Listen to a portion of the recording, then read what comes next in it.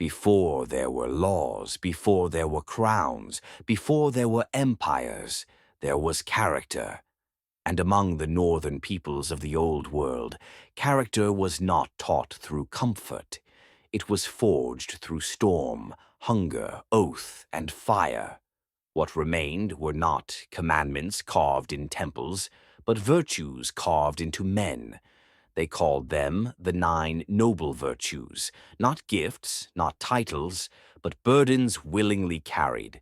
Courage, not the courage of loud words, not the courage of reckless violence, but the courage to stand when retreat would be easier, to speak when silence would be safer, to face loss without losing oneself.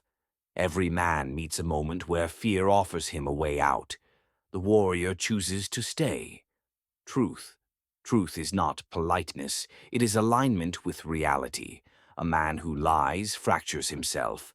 A man who faces truth becomes dangerous to illusion. The North did not value truth because it was gentle. They valued it because it was unbreakable. Honor is what remains when no one is watching. It is the quiet refusal to become less than you know you are capable of being.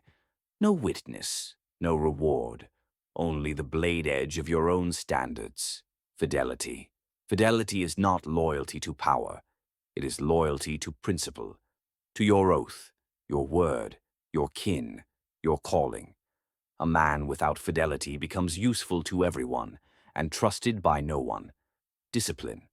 Discipline is the bridge between desire and destiny. It is waking when you do not want to, training when no one will see, holding the line when the fire burns low. Talent fades, discipline endures, hospitality. In the North, even enemies were given shelter.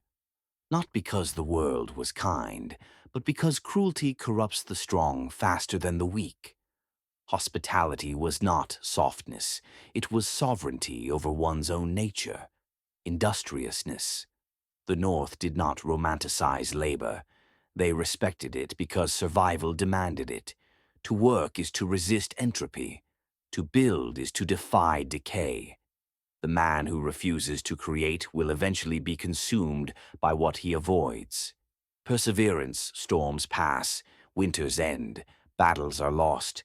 The man who endures outlives all three. Perseverance is the virtue that carries every other virtue across time. Self-reliance. Self-reliance is not rejection of community. It is the refusal to become helpless. The North did not trust men who could not stand alone, because such men often collapse when they are needed most. These were not ideas, they were equipment. A man carried them the way he carried steel, not for display, but for survival. The modern world says that virtue is optional. The old world knew better. Virtue is the difference between a man who collapses under pressure and a man who becomes pressure. The 9 noble virtues are not relics, they are tests. And every day the world hands you a blade and asks, will you carry weight or will you be carried?